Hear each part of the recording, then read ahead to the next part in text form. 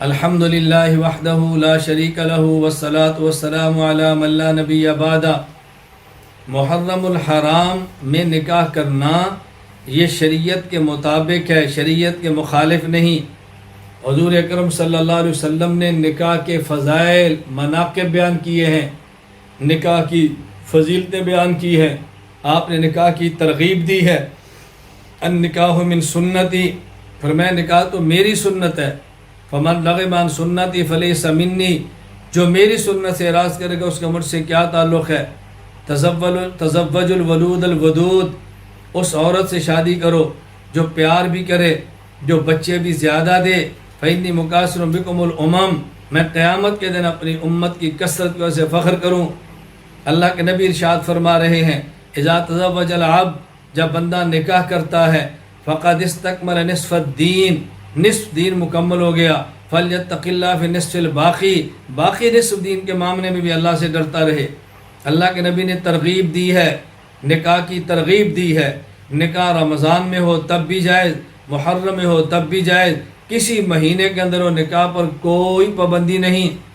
بلکہ آپ حیران ہوں گے، خود رسول اکرم صلی اللہ علیہ وسلم کا پہلا نکاح حضرت خدیجہ الکبریٰ رضی اللہ تعالی عنہا سے تاریخ الخمیس میں ہے، تزوج محمد صلی اللہ علیہ وسلم خدیجہ یوم عاشوراء۔ پیغمبر پاک حضرت خدیجہ سے جو نکاح فرمایا وہ صرف محرم ہی نہیں بلکہ 10 محرم کو تھا۔ رسول اکرم صلی اللہ علیہ وسلم کی زوجہ مبارکہ حضرت صفیہ رضی اللہ تعالی عنہ سے جو آپ کا نکاح ہوا وہ محرم الحرام سن 7 ہجری میں ہوا۔ خود آپ کے 2 نکاح محرم کے اندر ہو رہے ہیں۔ حضرت عثمان رضی اللہ تعالی عنہ کے ساتھ آپ کی لخت جگر ام کلثوم کا نکاح ہوا۔ ایک روایت رجب، ایک روایت ربیع الاول اور ایک روایت محرم الحرام سن 3 ہجری کی بھی ہے۔ رسول اکرم صلی اللہ علیہ وسلم کی محبوب ترین بیٹی فاطمہ الزہرا کا نکاح حضرت علی المرتضیٰ رضی اللہ عنہ سے ہوا۔ ایک روایت رجب کی ہے اور ایک روایت محرم سن 2 ہجری کی ہے۔ تو نبی کریم صلی اللہ علیہ وسلم کا پہلا نکاح 10 محرم، آپ کہتے صفیہ سے نکاح 7 محرم، حضرت عثمان کا نکاح ام کلثوم کے، ایک روایت محرم، حضرت علی کا نکاح حضرت فاطمہ الزہرا سے، ایک روایت محرم الحرام۔ تو محرم الحرام میں نکاح کرنا کوئی عیب بھی نہیں، گناہ بھی نہیں، ناجائز بھی نہیں۔ اس لیے اس کا اہتمام کریں۔